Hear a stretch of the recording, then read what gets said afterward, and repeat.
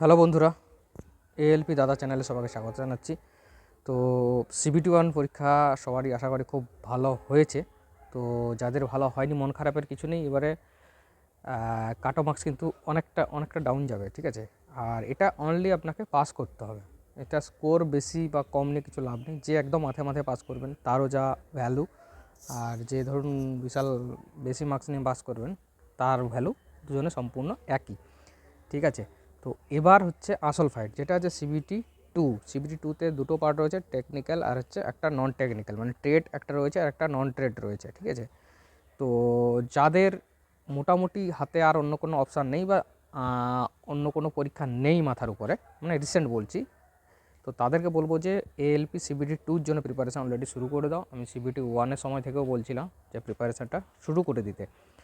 তো টেকনিক্যাল আর নন টেকনিক্যালের মধ্যে সবথেকে ফার্স্ট এখন আপনি টেকনিক্যালটা শুরু করে দিন। মানে যা ট্রেড, যারা ITI আছেন, ITIতে যা ট্রেড, বা যারা ডিপ্লোমা বিটেক আছেন, যাদের যা মানে ট্রেড ছিল, যা ইঞ্জিনিয়ারিংয়ের কোর্স ছিল, সেটা শুরু করে দিন।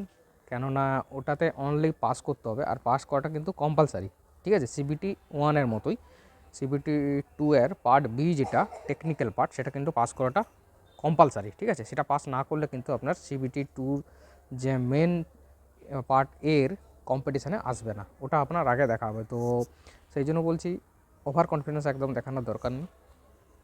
আগে 2018-তে যে রিক্রুটমেন্ট হয়েছিল তাতেও কিন্তু ওভার কনফিডেন্সে অনেকে আউট হয়ে গেছে। অনেকে হচ্ছে কম্পিটিটিভ, যেটা মানে কম্পিটিশানে যেটা আসবে, যে মার্কসটা কাজে লাগবে, সেটা পড়তে গিয়ে টেকনিক্যালে একটু কমজোর হয়ে যায়। আর টেকনিক্যাল কিন্তু একটু মোটামুটি একটু স্ট্যান্ডার্ড কোশ্চেন আসে, ঠিক আছে। একটু স্ট্যান্ডার্ড কোশ্চেন আসে, সেই হিসাবে আজ থেকে আপনি টেকনিক্যাল পার্টটা স্টার্ট করে দিন, ঠিক আছে। টেকনিক্যালটা মোটামুটি একটা পাস করার মতো করে পড়াশোনা করুন।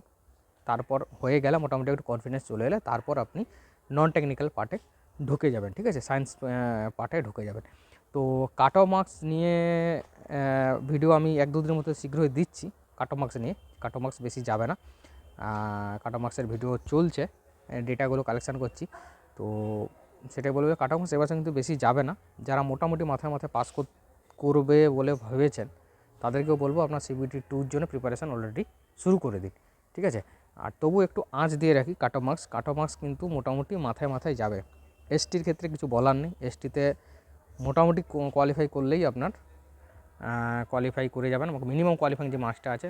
আর SC OBCর ক্ষেত্রেও কিন্তু প্রায় সেম, হয়তো কিছুটা উপরে যেতে পারে, বা জেনারেল ক্ষেত্রেও কিছুটা উপরে যেতে পারে, কিন্তু ওই মিনিমাম কোয়ালিফাইং যে মার্কস রয়েছে ওটার কিন্তু গায়ে থাকবে, ঠিক আছে।